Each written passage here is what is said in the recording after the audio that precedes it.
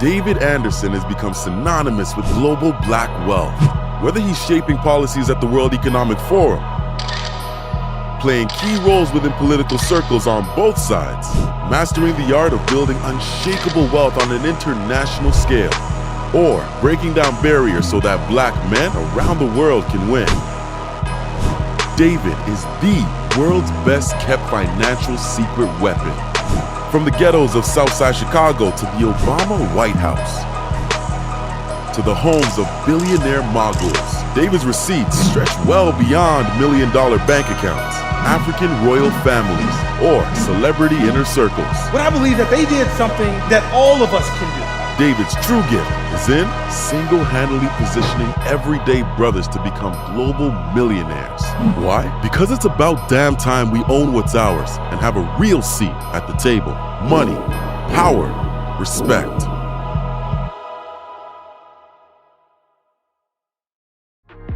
I met Dave about 4 years ago. My first business cracked 7 figures, and it was actually an interesting time to meet Dave because I oftentimes say you can't just be wealthy overnight. You actually got to have somebody to teach you the game. And DA kind of stepped in and took me and my business partner under his wing and showed us how to kind of maneuver this very dangerous game that we play called business. And within 6 months, DA was actually able to help us obtain a $200,000 line of credit. And then 6 months after that, he actually helped us secure a $3 million line of credit that we were able to obtain in real estate. After sitting down with David and going through some ideas and some concepts, in the first 6-7 months, I think we did roughly about $10 million together.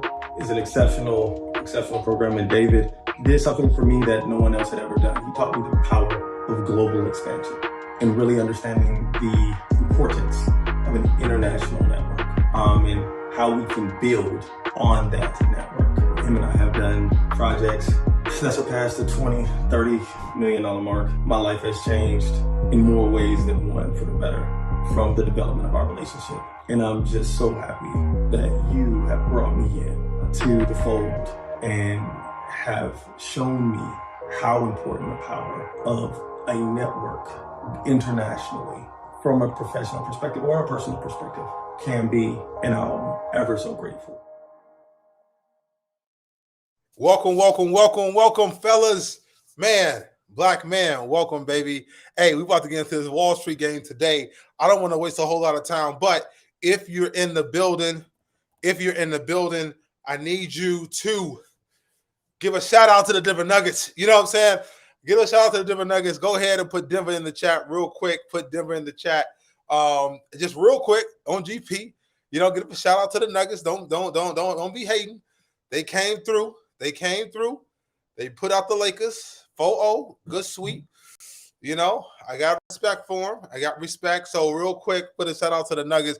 Man, brothers, if you're in the room, real quickly, welcome YouTube, Facebook. Make sure you like and follow us. Hey, I would like to do something real quick on this particular chat. I'd like to do something. We're going to talk about Wall Street today, breaking down Wall Street. And also we're going to do some live stuff with businesses today. So if you are in business, the Joker, thank you, Keith. Thank you for the respect, Keith. Thank you for letting people know, hey, but we're going to do some live stuff with businesses today, helping cats get to the bag, get lines of credit, get to the right banks all day. We're going to go through that towards the end after we break down Wall Street and knock it out. JR said Miami or Boston. Yeah, we'll see, man. You know, Boston said, hey, we ain't out yet. So we're going to see what they come back with on the next time.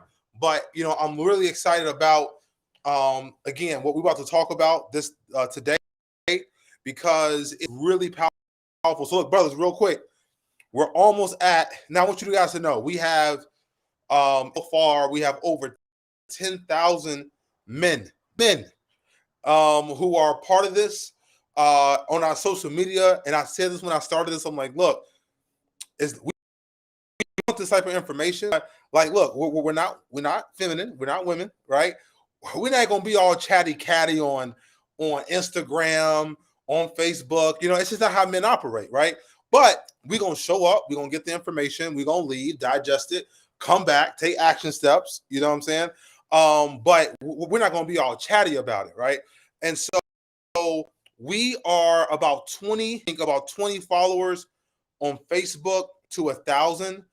And then also on YouTube, where I think about 100 or something like that is on YouTube, but then on YouTube we're like 100 away. So if you have not subscribed, I'm going to ask you right now if my team can put that that subtitle in there. Subscribe to YouTube, follow us on Facebook. It just helps when it comes to the algorithm as we come out with more content. Again, y'all be patient with me. Look, this business game, right? This global game, hey, I got you on that, okay? This social media game, y'all got to get me. Y'all got to get me on it. Because look, I'm not a social media marketer. I'm not, you know what I'm saying? This isn't how I make my bread per se. We try to self-fund it. We want to make sure it's good. But, you know, we really try to strive to make valuable information so that Black men can win. That's what this was about. I also know that I get a lot of messages from ladies. Brothers, we got a lot of ladies hiding around here. Just so y'all know, they hiding around here. They like, oh, okay, Black men learning about money. Let me put myself in the mix. Hey, it's all good. All are welcome. You know what I'm saying? Whether you're white, Hispanic, Asian, whatever it is, you're welcome. But just understand our content is catered and developed towards Black men, right?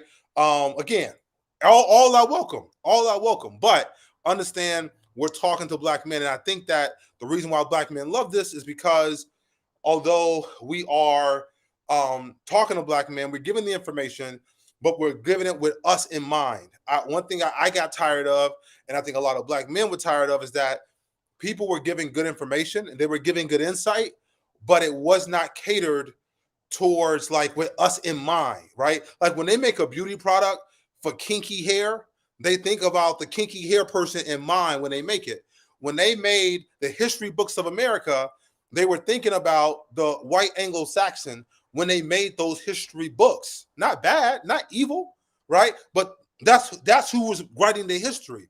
And so when we talk about financial concepts, when we talk about success, right, what it takes to succeed, when we talk about how to maneuver, everything on here is built with the Black man in mind, whether it's corporate success, entrepreneurial success, right, street success, however you finding your way in this thing, okay, it's built with you in mind. So brothers, at this time, I ask you, before we get started, please share, like, some of y'all do a good job at that, but please, look, this Facebook, YouTube thing, it's an algorithm, right? So the more activity we have, the more comments we have, all of that, right, is all helps the algorithm. This is about playing their game a little bit. So if you're with me, hey, brothers, put a 1 in the chat, because we're going to get straight into get your pens, your paper, get your notes out, quarters, whatever it is, get it out, because we're about to break down Wall Street today. This is going to be a 5-part series. The reason why I got to do this in 5 parts is because I'm going to tell y'all something real quick. Thanks for all the ones in the chat. Dwayne, welcome to the building. Because welcome, Keith, welcome, Terrence, welcome.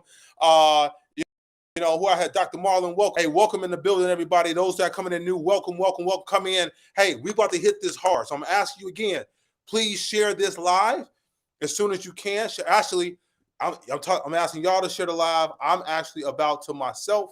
I'm about to also share the live on this other page as well. Please share, because again, it helps the algorithm. It actually helps the algorithm. All right, so I shared it as well. Make sure that I was shared it too. So we're about to get started. All right, you ready? All right, so my team is here. We're going to break down some stuff. The first thing I want to send, if my team can bring up the McKinsey report. That's why, hey, look, guys, please share with a Black man right now. Text, share, whatever, with a Black man.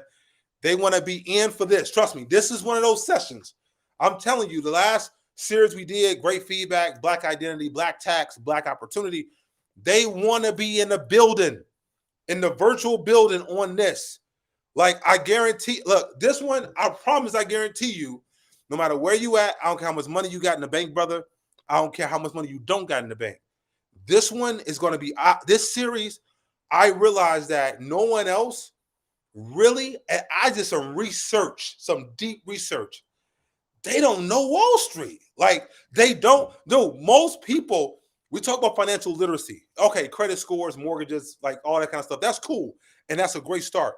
When we talk about Wall Street as a whole, the global financial system, the New York financial system, bro, people don't know it. Okay. So Let me give you my background real quick, briefly, just so everyone's aware of my background, okay? You get it some on the video, but I want to give it in a story form where all of you brothers can hear it and understand it. Let me do this real quick. All right.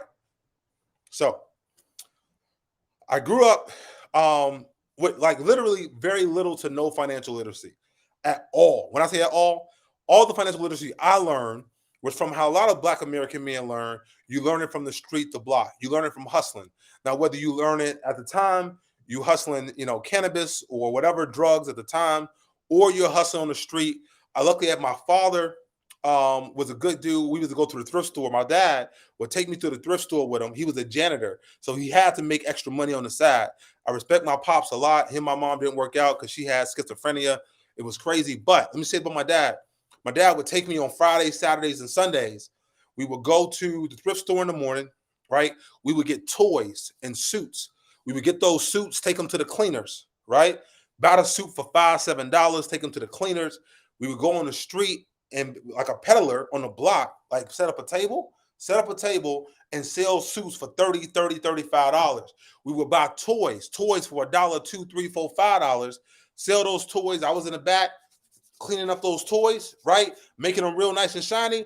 You were a parent, you driving by, right? It was like, oh my gosh, that's my kid. I couldn't get it for Christmas, but y'all got it. Hey, we were selling them toys, $10, $15, whatever the case was.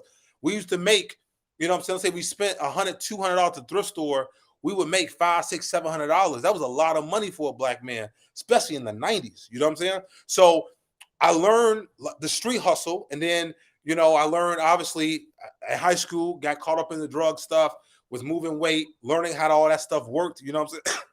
You know what I'm saying? Just because my environment, average income was probably like $8,000, $10,000 where I grew up. Real talk.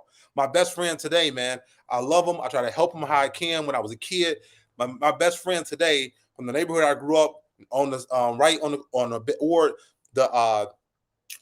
the edge of the South Side of Chicago. Lives in a trap house today. I go by every now and then.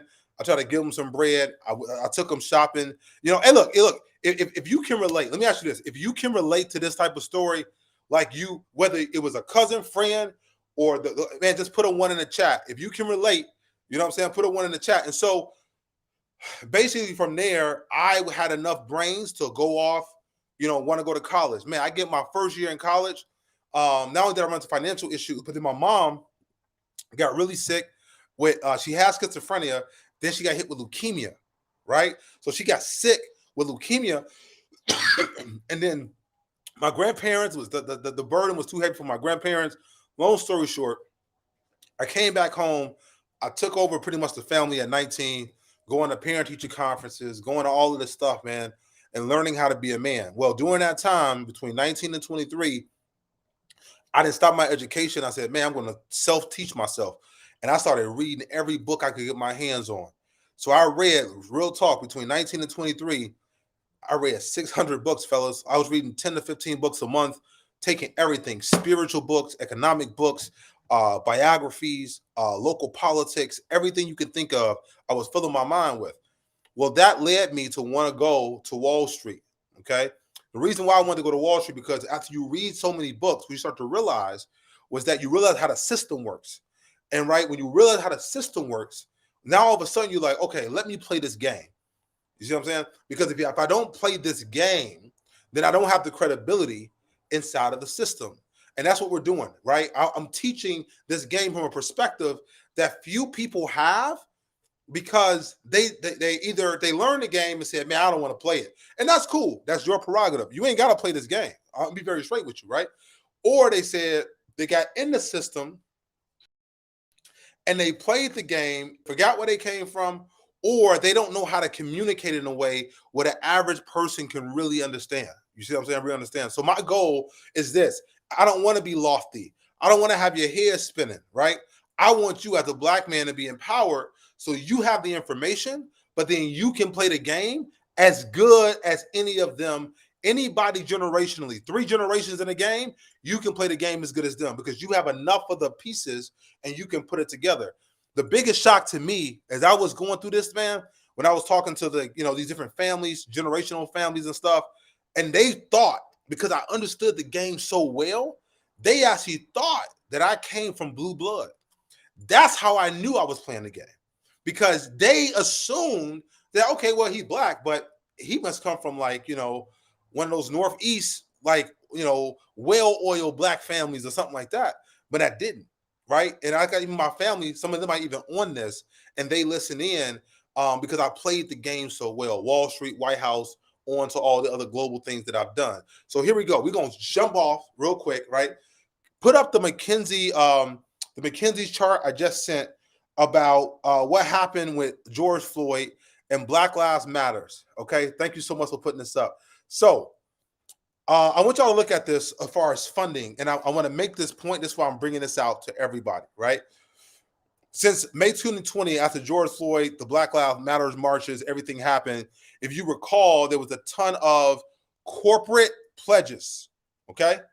Right? If you remember that real quick, remember all those corporate pledges? Man, we pledging 10 million, we pledging 100 million, we pledging a bunch of corporate pledges to the plight of Black people around the world, particularly America, and the violence, because this thing with being Black is not just, American thing. It happens in Europe, it happens in Brazil, it happens all over, right? What I call the demonization. I remember I said we were demonized, we're criminalized, and then sometimes obviously we're sexualized as well. So they made all these corporate pledges. So I want you to see this number, okay? Since up to 2022, 340 billion in fighting racial injustice. This was money that was supposed to go particularly towards Black people. Hey, Pastor, real quick, Pastor Nana. Hey, thanks for being here. Zorro, Mark, Marcus, Ronald, Mike, thanks for being here. But look at this number, fellas. $340 billion that was pledged to us for racial, this is racial justice. We're going to put this in the Black community. Now, guess how much today of that money has come down straight into our communities or businesses or whatever the case is. And I hate to say this, they don't even know if it's even really 1%, 2%. So less than 10% of this money, without a doubt, has entered. It was all pledged. It was great PR. It was great, sound bites. But this money has not hit our communities or our businesses. Now, the reason why I'm starting off with this and I'm saying this is because this is why imperative, no matter whatever we're in, I'm talking to the guy who's the corporate executive. I'm talking to the pastor. I'm talking to the guy who is the small business owner. I'm talking to the leaders. I think this group, the leaders of our community, right? We attract the leaders, leadership-minded people, okay? It's going to be up to us, people like myself and other people, to take their area of the world, what they know, to educate ourselves so that play the game and do it ourselves. Because if we're waiting on a great white hope, a great corporate hope, and you're going to still be waiting. Just like people complain about 40 acres and a mule, they're going to still you do that, okay? So I want to be very clear with everybody here. I don't believe and I don't trust anybody in these entertainment that, hey, we going blah, blah, blah. We've done this, we've been sorely disappointed. Every time we've sat back and said, waited for someone else to say, hey, they're going to do right because of blah, blah, we get sorely disappointed. So y'all is this. Let me give you the pieces. Let me give you the way the game works so that way you can maneuver and you can make moves accordingly. Hey, if you could for me, my team, if you can send out one more email, just email, not text, letting everybody know that we're live now as we get into this information. But let's go with the video. Guys, let me just say this before I go into this. Guys, could you believe, bro, I scoured YouTube, I scoured the internet, I scoured it all to find something that's like, okay, let me get a simple way to define Wall Street, to explain it and define it. Let me find something simple, easy for folks to understand, to explain and define Wall Street. Brothers, do you know, bro, like it was all international. the Chinese trying to explain to other Chinese people, like, hey, this is what Wall Street is, or India folks trying to explain to Indian folks, this is what Wall Street is. Like when I tell you, I thank for the feedback, Phil. Thank for that, especially when I tell you that I was shocked. I was like, yo, so that means we're gonna put a definition up and videos together to help understand what Wall Street is. But we got a video. It was made for kids, right? Really defining Wall Street. And then I'm gonna come in. We're gonna break down even Wall Street, Black Wall Street. But then we're gonna talk about live how to make moves today with your business. So I'm gonna do this series where I'm gonna break it down the concepts, but then we're gonna do live stuff on how to get money today on Wall Street, how to play the game, or depending on what type of business you have, how to do it. So here we go. Right now, we're about to hit it up. That video ready.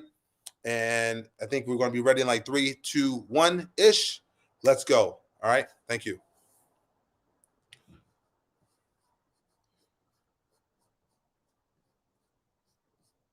I think it is. Yep. I think I still see myself. Used to refer to the U.S. financial markets as a whole, which includes the stock market, the bond market, large banks, and brokerages. Wall Street also represents the people who work in finance, including bankers, brokers, portfolio managers, etc. Wall Street is also a real street in the financial district of Lower Manhattan in New York City. Does Wall Street represent anything else? Symbolically, Wall Street represents the heart of capitalism that gives the U.S. its financial and economic power. Sometimes, Wall Street is perceived negatively and is said to be controlled by the wealthy, the greedy, and the powerful. What important buildings are located on the actual Wall Street in New York City?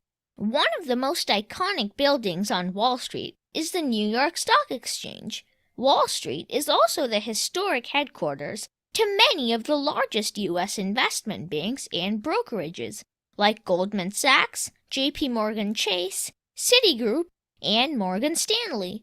Another famous symbol of Wall Street is the statue of the Charging Bull. How did Wall Street get its name?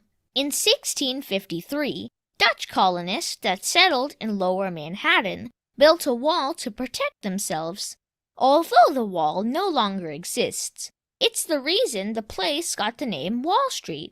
Are there any other streets similar to Wall Street in other countries? Yes, there are other streets like Bay Street in Canada and Dalal Street in India that represent their country's financial markets in the same way Wall Street does for the U.S. Thank you very much, Wall Street Willie. You're welcome, Super Cooper. Remember, finance is your friend. All right, good stuff. Hope some of you guys enjoyed that. Look, we're gonna try to put together something else that's a little bit more detailed, but I want that simple thing. So here it is. What is Wall Street? Right here it is. Okay, essentially this. It's defined as a place, but it's defined as a place for corporates. Okay, where corporates, brokers. Okay, don't ever get this twisted. I want y'all to know. Politicians talk about, Wall Street, blah, blah, blah. I was on Wall Street during the financial crisis. Let me tell you something, okay? The politicians be on TV, right, talking about Goldman. Goldman's evil. Yeah, blah, blah, blah. And I kid you not, when I saw this, right? The same politician 2-3 hours later was inside of Goldman's cafeteria, right? Because no media is allowed inside the building, having a conversation with bankers, okay? So I want you to know, just to be clear, right? This thing is very circular and very sexual, but corporates, brokers, okay? Brokers. Now, also, okay? I'm going to put power and politics, okay? All right? Which essentially also, okay, is where the banks, really move, okay? So banks, this brokers piece is really important, because most of what we see on Wall Street is really the brokers of Wall Street, right? What are they broking mostly? They're brokering their relationships. Okay? We're going to get to this more later, but they're brokering their relationships to the corporates, the banks, right? And also to the power players, right, in politics. Essentially, Wall Street is a epicenter of where capital operates. So it's just like if you were looking to go into tech and you were looking to, hey, where do I get software engineers? Where do I get the people? Where do I find VCs? Where do I find whatever the case is? You're going to go to Silicon Valley, right? Wall Street is a center of capital, okay? That's what it is, the center of capital. It's the center of capital, right? So we can understand that piece. Now, let's go into, I want to real break down and give homage to this. Let's go. People talk about Black Wall Street. What was Black Wall Street? We have an image that we're going to put up. My team's going to put this up so I can explain, because people hear about Black Wall Street. Hopefully this image is good, Phil. We want to do it justice. Can we increase that at all and zoom that image so everyone can see it? Because what was actually Black Wall Street? We hear this number, Black Wall Street. Okay, they said they cannot make this bigger. Again, I want to apologize, Phil. Thanks for bringing it to our attention about this. I want to apologize to this because we can't get that image bigger. But I'm going to read it, okay? I'm going to read it. Here it is. So Black Wall Street was about 10,000 people, okay? 10,000 people. 600 businesses were there. 30 grocery stores, 21 restaurants, 21 churches, 6 private airplanes. Now, this is huge and really important, especially during this time, okay? Because having an airplane was very rare. We're talking the 1910s, 20s, okay? So, like, this was a big deal to have an airplane that was flying out.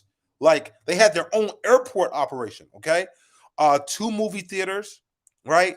School system, bus system, library, post office, hospital, and bank. So what it was that it wasn't so much, it was just a bunch of financial institutions like Wall Street in New York. It was an economic ecocenter, right? A center of capital for Black people to operate in, particularly in the 1910s. Thank you for putting that in the chat. Appreciate that, right? So that's what Black Wall Street was. So when we talk about breaking down Wall Street, right? I'm going to put the screen back to me real quick, okay? Today, we're going to go into a couple concepts that are really freeing for a lot of us, because essentially what Wall Street is, okay, is that it's a way to bring Main Street capital, would you understand this, to take your dollars, okay, put it in an ecosystem so it is levered, right? Levered, so that people can take risk necessarily without their own money, but also because they're doing that, you as Main Street get a return. So when you put your stocks, when you have your stocks, your 401k, whatever the case is, they're taking your capital. They're trading your capital. And then they get a return, the brokers, for the most part, right? And then you get a little bit more of that return, okay? They're making decisions with your money in order, right, to make themselves richer. They get a percentage, and then you get back a percentage. That is a lot of what we understand is happening on Wall Street. For Black folks, because we were not part of the Dutch colonists and we just are able to participate, it becomes more difficult because the relationships, the legacy relationships that exist on Wall Street, right? I call the legacy. You got 4, 5, 6, 7 generation of traders. You got, at Goldman Sachs, you got 4 or 5 generations, guys, that families who have worked there, right? Recognizable families. You have, whatever the case is at these banks, institutions, and all of this, there's a generational things happening. So when we show up in these places, the challenge is that we don't have those tentacles, right? So what we have to do, we have to play a little bit different of a game in the same results, okay? If that makes sense to you guys, I want you guys to put a 1 in the chat. If that made sense, please put a 1 in the chat. Thank you, Thomas. Yes, John Rogers, I'm actually on the board with John Rogers in Chicago of Aereo. He's basically a stockbroker. Like you said, stockbroker. He basically works in a mutual fund game, but that's a whole different game. Talk about that. But we won't go into direct detail tonight. Okay. I want to go into another slide real quick that you guys can see and understand. Okay. Let me put this up real quick. It's going to show the capital of Wall Street, just so you understand it. Put that chart up that shows the capital of the banks and the S&P. Thank you so much. All right, good stuff. So hopefully you guys can see this well. This chart, okay, when we talk about, so to be clear, I'm going to say this so everybody's free. Everyone's free in their mind. You ready for this? I'm going to say something real quick. If you Black, I don't care how much money you got. I respect the money you've made. Respect it. I really don't care how much money you got, because when you compare it to the money that's out there, I'm gonna tell you something. We ain't got no money, and I love y'all. Okay, and I've done okay in life, right? I've done enough. But when we talk about money, I want y'all to know we ain't got no money.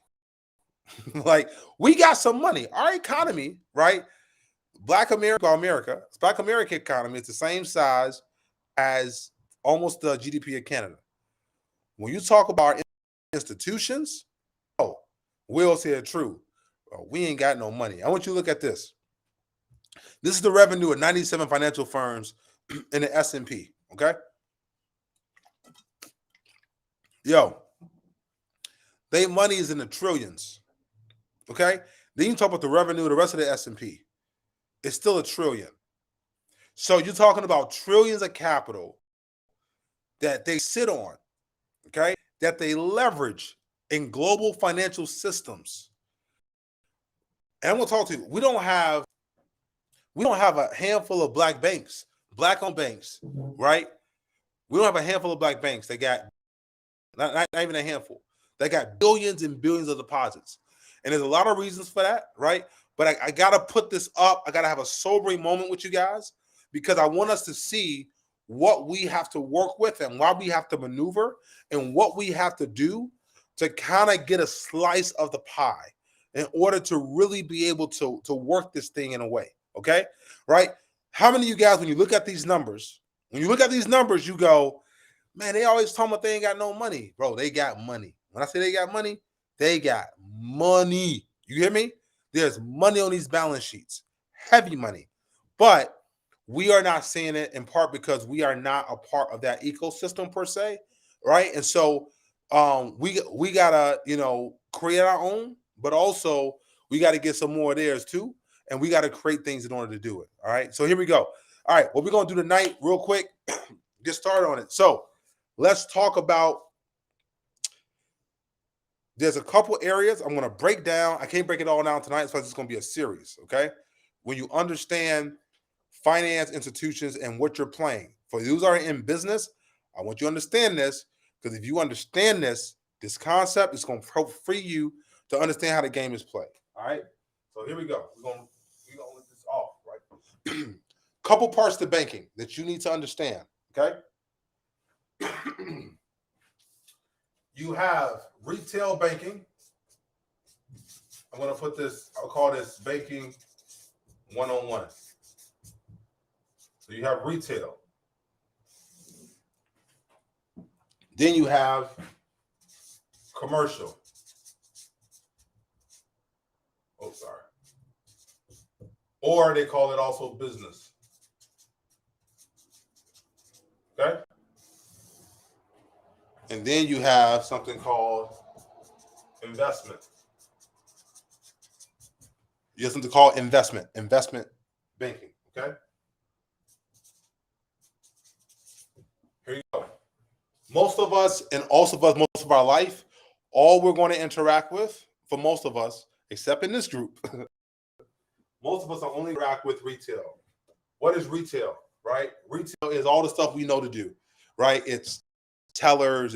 It's my challenge to you guys. If you're years old or over, get them a bank account, have them start going to the bank with you, right? have them start to get the exercise, meet the bankers, talk to people. That's all retail, right? Retail is Main Street, okay? It's where you do most of your like ATMs, right? You have your teller, you have your personal banking, you have your credit cards, you have your simple loans. Okay? Simple loans. That is retail, right? It's Main Street, ATMs, tellers, personal, credit cards, simple loans. That is the retail part of banking. Okay? That is it. Now, also, sorry, I should have missed mortgages. That's why one big part of financial literacy has to do with your credit score. It holds score, but the reason why is because they want you to get approved for a mortgage, right? Because mortgage is the big of that space. Commercial banking, okay. I'm going to try to go through this real quickly, but this is just giving definition, and then we're going to go into some Q&As and get some life examples on this stuff. Right, here we go. We got biz lending. We got something called sweep accounts. Okay, I'll talk about that a little bit more. Sweep accounts, but please write it down. Take notes. Sweep accounts. You have more lines of credit. Okay, all right. You have corporate cards. You have real estate loans. You have, okay, understand this. Again, this is how this stuff is structured. Again, this is how this stuff is structured. If you go into commercial banking talking about mortgages, they're gonna look at you crazy. If you go into a lot of your retail, like talking about lines of credit, they're gonna be like, oh, we can't do nothing for you. Okay. So understand how the banks are structured, how they're structured. Okay. So real estate loans, when you're dealing with lines of credit, you're gonna look like a more educated person when you say, hey, look, I'm looking to do a line of credit on my businesses. I would like to get in contact with your commercial banking unit, or who's the top commercial banker, or who's over the region for commercial banking, right? Because now, right, they respect you. I'm going to put something up here real quick. I want my team to put it up here if you can, right? The banking world respects when you know how to talk banking, okay? The banking world, okay? Wall Street respects Wall Street. That's a better way to put it. Wall Street respects Wall Street. I know some of you guys worked in different lanes. A lot of times, a lot of black folks, Wall Street respects Wall Street. A lot of times I want to put it, they put us, and what I've seen, I'm just gonna be straight because this is us talking to each other. They put us in HR. They put us in positions where we don't really learn how the money works, right? How the relationships are built. That's just been my observation as I've watched what kind of some of the banking stuff, how it works. They don't really, we're not really on the front lines of the relationships, making the deals happen. We're usually in a operations role, in a support role, or look, Ripper he said definitely true, right? This is a thing. Like, we're not usually in the roles where you see the action happen. You see how the cake is made. You guys know Robert Smith, right? Robert Smith, which is on record right now as the richest black man. I will tell you, he's probably not the richest black man, but he's on record, and that's strategic.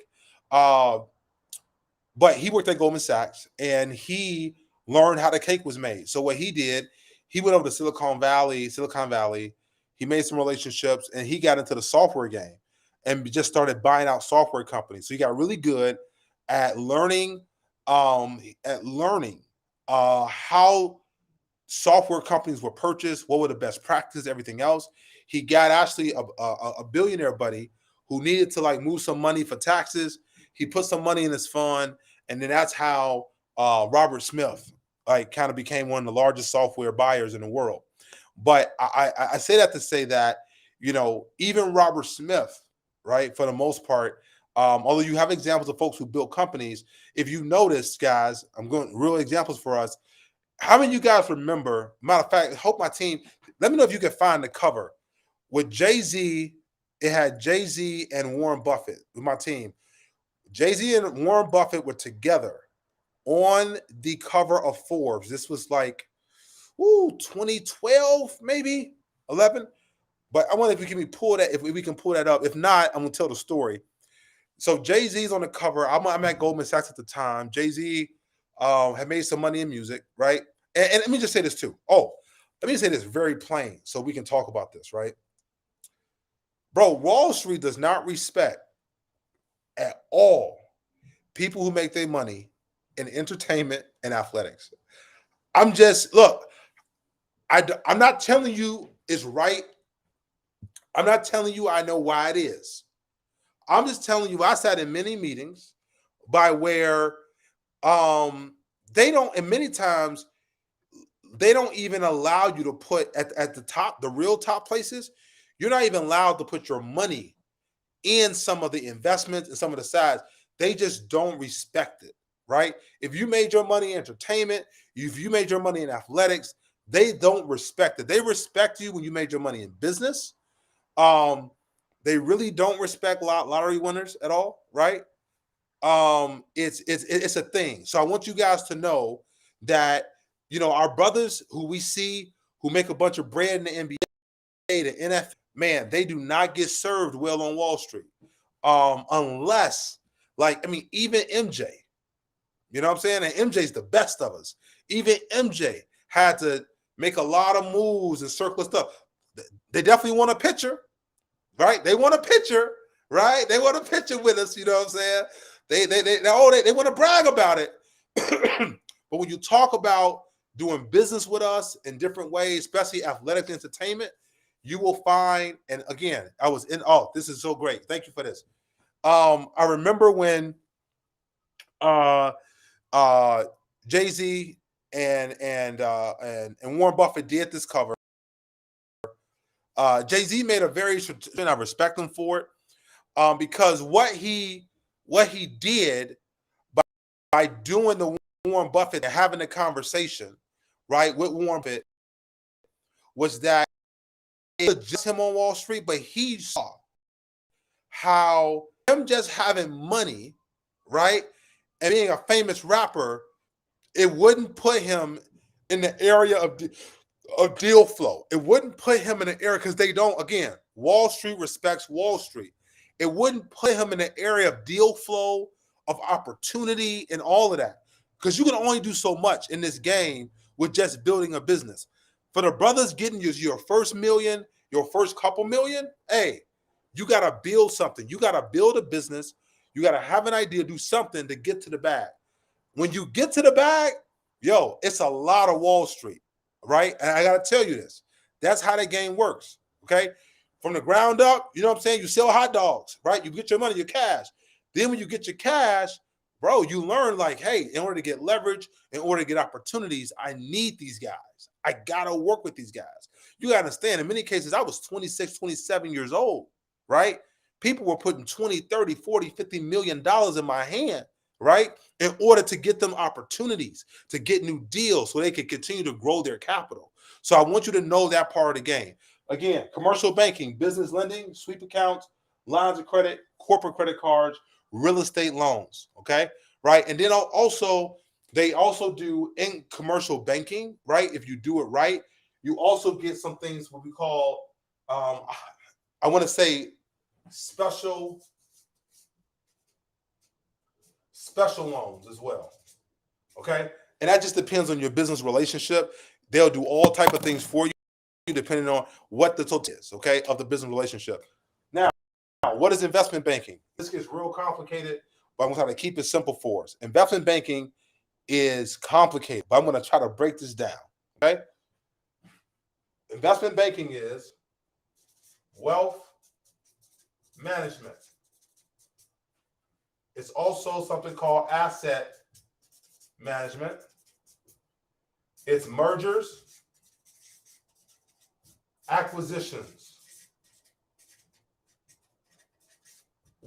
Okay? Mergers and acquisition. It's also something we call merchant banking. Okay? You also have something, right? Private equity. Okay? Again, you also have, I'm going to put this in there, but this one is real broad because this one can go across all of them, right? I want to put here stock, brokerage, but this goes across everybody, okay?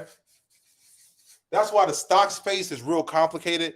You don't really know who's what and who does what because, again, the stock space, we're going to have a session just for stocks to understand the stock space, how people make money in it, how they do it.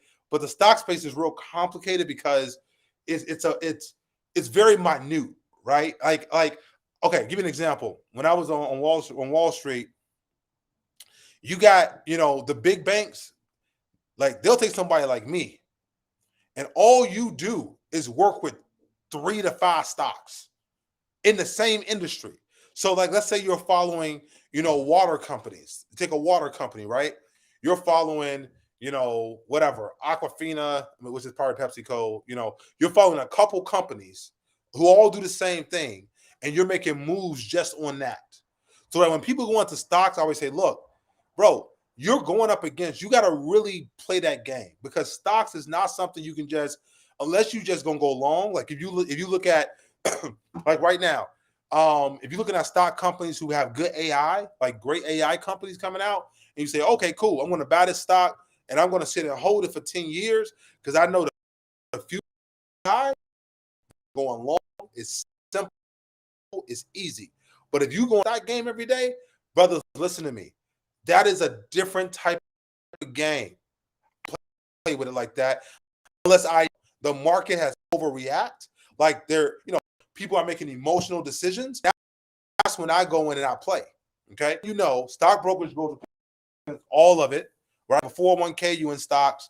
If you got a sweep account, right, you in stocks, and then obviously management, you're in stocks as well. Okay, but investment banking for the most part, wealth management, asset management, mergers and acquisitions, merchant banking, and then also private equity. Okay, now investment banking, you get to do something called also, right, and I want to call this, right, alternative.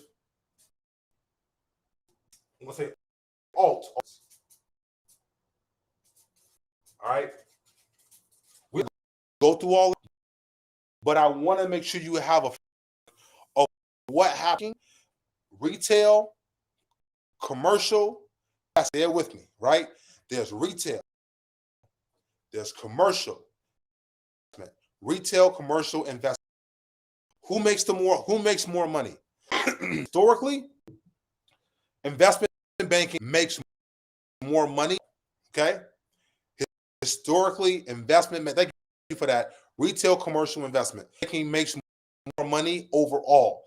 That's what I mean. Okay. Now, commercial makes a bunch of bread. They make a bunch of bread too.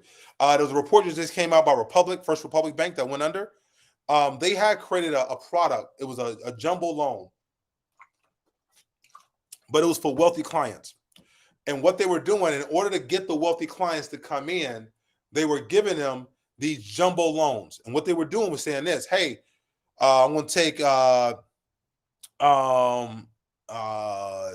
talk to Kevin or Mark real quick. So they say, hey, Kevin, hey, Mark, look, we know you got a bag. What we're going to do is that, man, what home do you have? What are you doing? You looking to buy something? So in 2020, people were buying these homes. They say, hey, look, this is what we're going to do. Okay? That's what we're going to do. We're going to loan you the money. What you can do is we're going to loan you the money, right? We're going to give you interest only that you get. Just bring over $1 million. If you bring over $1 million, bring over $500,000, and we're going to give you, $1.5 million interest only for 10 years. We're going to give you the cash. So people are walking to the bank or walking to the mortgage spot or the sellers of the homes. They were putting down cash, 1.5, 3 million, 5 million, 10 million, buying stuff cash, right? all these homes. Remember you heard about all that competition for home prices? They were getting the cash, bam, and they were getting interest-only loans. The interest rates on these loans were like 2, 3, 4%.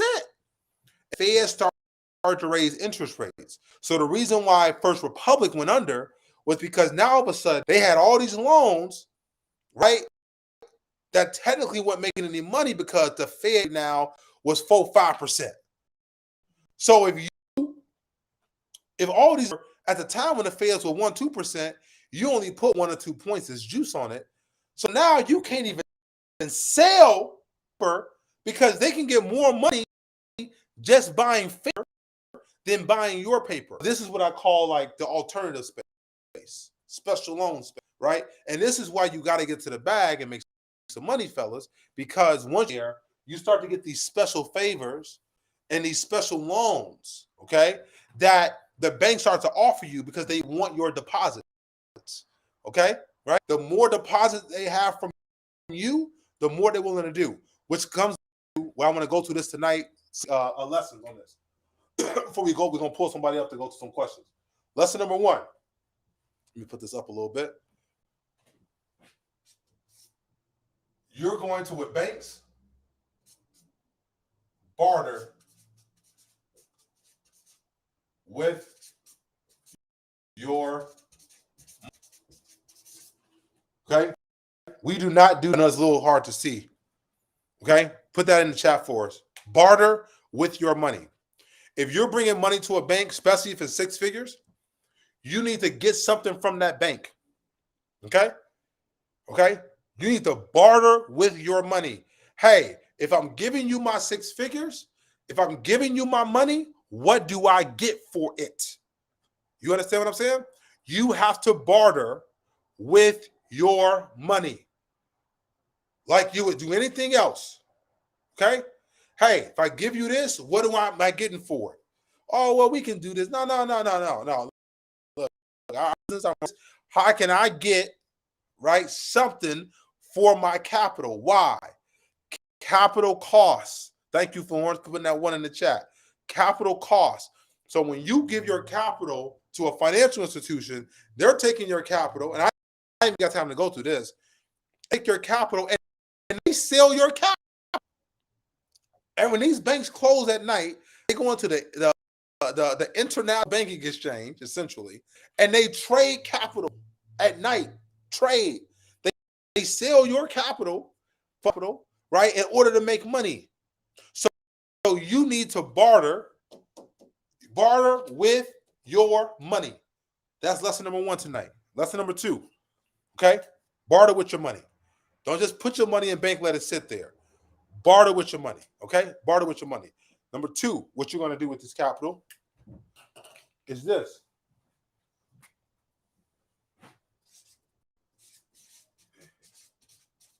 You're going to leverage your capital. What does that mean? Your capital in the bank, you're going to leverage your capital. Meaning that you're going to say, hey, whatever the case is, whether it's credit cards, your mortgages, get a loan on your home, you're going to leverage whatever capital, physical assets, you're going to leverage your capital, okay? Leverage your capital. Meaning that when they have your capital in hand, get the highest credit limit you can, okay? When they have your one of the things I don't like what's happening right now, and I know a lot of young brothers here, you guys have your fintechs in there, fintech companies. You're using like Stash and, all type of these online banks. I'm going to say, look, use the online bank. I know it's convenient. The problem with the online banks, guys, is that it's very all of them use algorithms, but it's algorithm centric, meaning that it gives you no room to really build relationships. Okay? All right? So I'm going to say to you, brothers, especially the young brothers, if you're using an app, right, for your banking and all that kind of stuff, make sure you start to build offline relationships with banks. I'll give you an example. I just walked into a bank as of late. I had a relationship with them. We talked it took me 2-3 years. I had the relationship. You know what I did? I just secured with them. They're like, hey, send over this paperwork, blah, blah, blah, blah. they're going to give me a pretty large line of credit just because they know me, but they know the history, all that type of stuff. So like you can't get away from the relationships. Remember I told you, right, when we talked about the other stuff on Wall Street, these brokers, they're brokering relationships. So these brokers are saying to major institutions, hey, I can get you $100 million line of credit. Oh, you can? Now they're going to make 1% on that 100 million. So they're going to make, they're going to get $1 million commission or whatever the case is, but they're brokering the relationships they have to the particular institutions in order to make sure that people can get whatever money they want. Okay. So leverage your capital. So barter with your capital and leverage your capital. I'm going to do this real quick. All right. Real quick to put it in the chat. Current business. Okay. You have a current business and you're doing 6 figures in business. You got to say the number. At least doing 6 figures in business. Put yourself in the chat, and we're going to walk through real quickly here about getting you some capital, whether credit card, whatever it is. I want to do this live so people can see it, understand it, right, and understand how bankers think, so that they can do the same thing with their capital. I want to do this real quick live so they can see it and you can do it. So if you have a business and you're doing at least 6 figures, right, which is a lot of you here doing this, you're doing at least 6 figures, go into the chat real quick or send us a private message, and we want to get you up and we want to talk to you about getting something today, right, today, so you can do this. All right, everybody hold tight. Thank you so much. We're going to bring somebody up to do this because I want to do a real example to help us get like, okay, man, this is what we can do with our capital. This is what we can do with our businesses. This is the things that we can do. All right. All right. Let me know in the private chat. If you don't get anybody, then I'm going to give a quick example.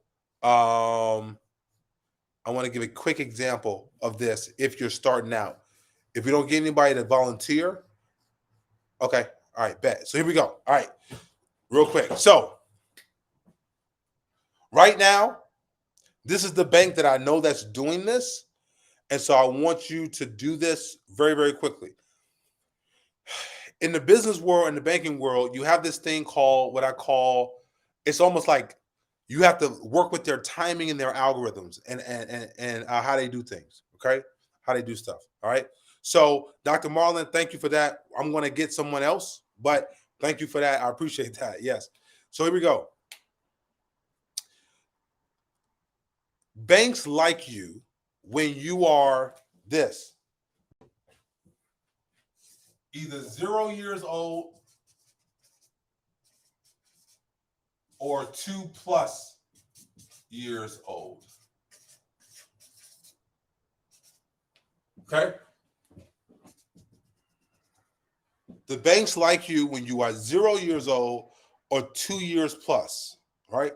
They don't like to deal with you a lot when you're 2 years under in like 3 months, 3 months old to 2 years.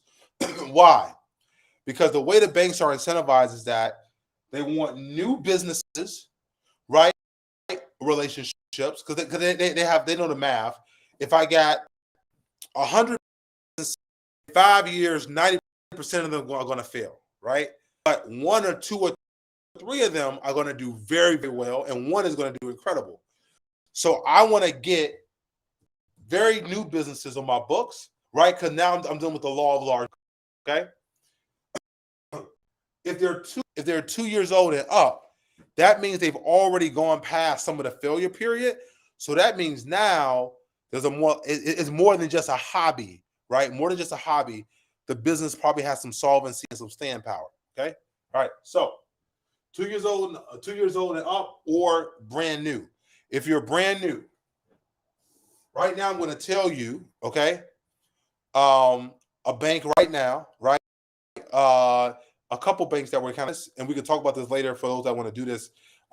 The chat is that B of A kind of, we're doing this a lot. B of A, Bank of America. You came brand new, right? As long as you had a decent credit score, I think above like 770, 780. 780 is a great number to have. Not 780, sorry, 680. As long as you were above 680, right? And you had a great credit score, right? basically you could do this and very, very well, brothers, when it came to Bank of America. Okay. And what you do is this: you come in, okay, you open your account, immediately put at least $1,000 plus in. Okay, $1,000 plus in the account. Then you immediately apply for credit cards. At least get 2 of them, 2 credit cards. Okay, and then you immediately after that go for a line of credit. At least $1,000, right? Go for 2 credit cards, probably going to get it, and then go line of credit. Line of credit, depending on the deposits, okay, right? That's why, remember I told you, you barter with your cash. So that's why when you open up these accounts, you want to put cash in there. And when you got the cash, you want cash. Let me just put this here. This is the strategy. You always want your cash to sit for 6 days. You want your cash to sit for 60 to 90 days. Why? Your bank statement, you have something called your daily balance, but also what your end balance is. Look at your bank statements, right? What your daily balance is, average daily balance, and what your ending balance is. Banks look at that, looking at how much cash you have and your cash flow. Okay. Now, when you do that, you're going to lever up. Okay, lever up, and this is one of the secrets. When you do this, you basically lever up real quickly, meaning that you get as you can. In the beginning, you get as much as you can. You will never get more money from a lot of banking institutions until you are highly successful than you can in the beginning of the relationship. Okay, understand this. Please put on title if you can for me, my team, real quick. You get as much as you can in the beginning of the relationship, because once they have your relationship, right? Banks that once they have your relationship, they do not incentivize you as much. Some guys, I'm telling you something. Some of you guys are at banks. You've been a time, and you're like, man, they don't give me nothing. They don't give me nothing. That's okay. I'm telling you right now, change your banking relationship. Go to a new one, okay? And they're gonna be like, yo, we gotta like, hey, we gotta like give you stuff, because they know they want to give you a lot in the beginning, right? So that they can keep sticky. Inside of banking, they have something called like the stickiness of the client. They want to make you sticky to the bank, okay? And offering you cards, credit, and everything you can think of. You want that relationship to stay sticky. That's why you got to play their game. On the retail banking system, I told you guys, look, personal credit, simple loans, mortgages, play their game, use them for it. Much you can get from them, much you can get, and you got to just play that game. Much you can and go. Let's go to some real quick. We got some questions. I want to go questions before we close this out. If I am a ROTC account, can I use the money while it's sitting to invest in a retail investment? I believe you're talking about, make sure I got the right account. You're talking about ROTC account. Go back, saying, will somebody get some clarification from him?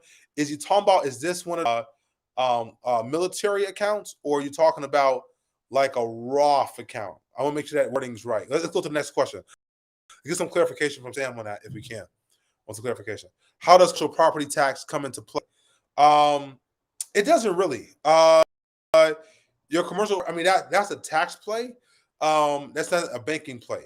You will notice this: banks do not like to give tax advice or tax insight, because Jock, that is a area where they don't want any liability, and plus they play the tax game, and they don't want to give their clients the tax game, because then you give them as much money. But whole different conversation. But thank you for that question. But it doesn't really play a huge deal. What to ask for my capital? As I was saying, right? You want to ask for high lines of credit. You want to ask for high credit cards. You want to get as high as you can. And look, and here's the key. Thanks for that, Kevin. Here's the key to this. So you ready for this? Once you you want to go back like in 60 or 90 days or even 6 months. 60, 90 days or 6 months demands. And you want to go back and you want to get it increased. And then you want to get it increased. And then you want to get it increased. Okay? Your lines increased over time. I tell you, I do this. I did this. I took that they gave me that was 25,000, added up to like 85,000 plus another 45,000. So they ended up giving me like 120,000 in credit a year, right? On a new relationship. I don't know, I'll probably put 10, 15,000 with them. But I'm giving you this insight so you know I'm on the retail side. It's a game. You want to barter with your capital, okay? You want to leverage your capital when it comes to how they do things, right? So barter as much as you can in early days of a relationship with the bank. Look, guys, this bank is, I know everyone's staying around. Thank you so much for staying around. Like, we've been over an hour now. So we're going to wrap this up. But I want to tease you guys for Monday real quick, let you know what's happening. Monday, part 2, we're going to really get, remember I gave an overview. So we're going to really get into on the retail side. So we're going to talk about personal and how to get money on the side. I gave one example today. This is one example today. I'm going to get into how to get money on the retail side, how to really play the game on the retail side. We're going to deal with, so you got banks, you got unions, you got community banks, you got CDFIs, all these different banks on the retail side, how you really let the money on the retail side. So we're going to go through that because I want you to be educated, right, and be empowered to really leverage this system and make it happen. Hey, with that, we're going to have our team put up our closing out video. Man, anybody have any questions, let us know. We know some of you got to get back to you guys about some of the mentorship stuff. I haven't sent anything out yet because we're trying to put everything together. If you are interested in joining one of our masterminds or our groups, let us know. Reach out to us. You guys have access to us. But I hope, give me some feedback. I hope this was very helpful, right? As an overview of what Wall Street is, right? But also how this works. Retail, commercial, investment. Please understand the difference. Retail banking, commercial banking, investment banking. If you don't, they immediately put you in categories when you start to talk to bankers or these banks. So understand what you're asking for and why you're asking for it so that you can go into these banks with really concrete and knowledge as you go into it and knock this out. All right, with that, go ahead, man. Let's put up our chat. I appreciate you guys. See you on Monday. Look, Monday, we're going to do more examples with more people on the retail side of banking to get us the bread we need. Then we're going to do commercial, and then we're going to do investment. Man, I'm telling you, I'll just give you a quick teaser real quick. I got offered something today. It was crazy. They helped me, basically, I can lend on my own cash. So I got cash sitting in the bank. They're going to lend my own cash, just like it's a piece of real estate, right? But this particular bank, right, I want to do the math close out. I know you guys are still here before you close out. So you ready for this? Let me try to do it right here. Here you go. So this account, right, it was a special type of like money market sweep account type of thing. It gives me on the cash, it gives me 4.8%. A year. I get 4.8% cash sitting. There was a loan, right? A loan on cash that we wanted to give, right? I wanted to do, and to give a special type of special loans, right? Special alternative investments, special loans. They're going to be like, okay, another rate And what they did, so instead of charging me the 9%, they said, wait, you're going to get 4.8% from us anyway for cashing the account. Okay, follow me. For cashing the account, 4.8%. Okay? But you want this credit vehicle, 9%. So what we going to do, we're going to take the 9, subtract it from the 4.8. What is that? So now instead of your rate being 9, you're going to pay 4.2. That's what happens when you understand the game. So somebody right now is paying 9% on a loan, but because we understand the game, or I get the game, I'm paying half the rate, half the rate that half. They just put in there the book. This is a list of banks we put together, institutions that they money for Black people. We paid money to get all this stuff together. So look, it's just for the value of it. We're talking about, it's probably about 4 to 10 billion of capital sitting there for everybody. It's 149. Go check it out. Click. And yeah, check it out. Right? Check it out. But I'm just giving you the things of what you can do once you understand the game and how to look harder with your money and also leverage your capital rates and to get better things from banks as you make the moves you want to make. Hey, Sam, thank you. I appreciate everybody here. Appreciate everybody around. Can you put that link up so we get that link? Go to davidworkwithme.com. They got the link in the chat. Please go to that. Get the Black Business Funding book. Great value for everybody here. Black Business Funding book. It's a ton of value. Everybody. Some folks in our mind, they get that with the mastermind. But for those that want access to the list and where the money is and where you can get money right now and who has a great resource for you. With that, guys, we're going to say good night. Put it up, baby. Calling all Black men. Let's go. Appreciate you. Hit the 1s and 2s. Next time, Monday, more money. Monday. Get us some more money. Please be there or tell your buddies to be there. All right, brothers. See you at the top. The bottom is way too crowded.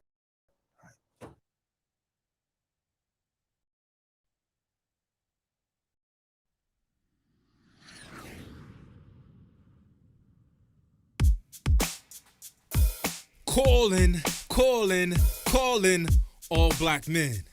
This is a call to action. This is a call to action. An action call. Calling all Black men. This is a call to action.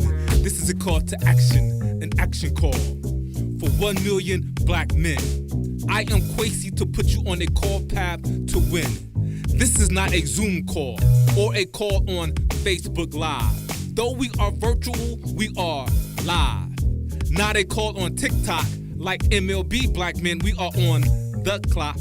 Not a call from Snapchat. Move back my bat. We are on first base to Isaac Hayes Jr. fan base. We have an eye on third base. Grand Slam, not a call from Instagram, as we don't need validation with blue checks. We are the true checks. We do checks. We write checks. We are the right checks. We do family checks. We check in on our sons and our daughters. We are Black men who walks on waters because our children like to place time. We are Black men who FaceTime. Let's FaceTime. This is still not a call from an Android or an iPhone. It is extraterrestrial to phone home. I know sometimes Black men, we have to travel around the world to be appreciated at home. But you are not alone. You are in the each one, teach one green zone, where the elusive weapon is the truth. We are the Black truth. We are Paul Pierce, the truth. We are the loot. We are 1 million Black men strong. We will get along as we landline. We walk across their blue and red line. Now this call is from a landline with rotary numbers and a coiled cord. We are 1 million black men on one accord. This cord and phone transmits a dial tone, whether a local call or a call of long distance. Regardless of the distance, it connected us. Social media unconnected us. Our homes need us. They soul feed us. And not just food that give us niggas itis. I write this, our homes bleed, sweat, tears for us. Black men, it is up to us. It is on us, not to just procure the bag. Buddha bless one, share it with me. Get the info under your afro, bro.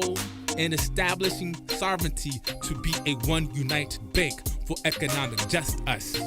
Black men, we must set up a family trust to an estate, because right now everything is at stake.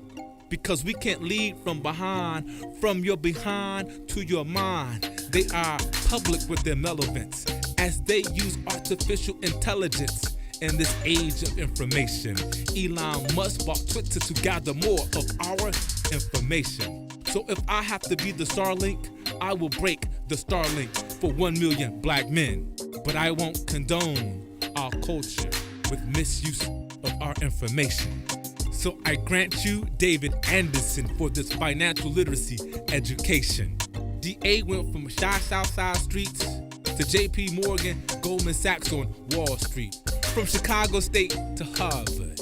At 19, he fathered the economics in his family house. DA served in President Obama administration at the White House. He lived in China for 3.5 years, learning the Chinese economy, the renminbi. To the British pound, black men, let's get this pound. To the European euro, we NBA step into the euro. To the Uganda chilling, black men, let's be empowered by our billing and be willing to learn and understand. Money is just a tool to build unshakable wealth. 7 generations deep that DA will teach that we can compete in an economy beyond that's local. Black men, we must think global. So I present to you David Anderson to put you on this financial literacy path to win. Welcome to the movement. 1 million black men.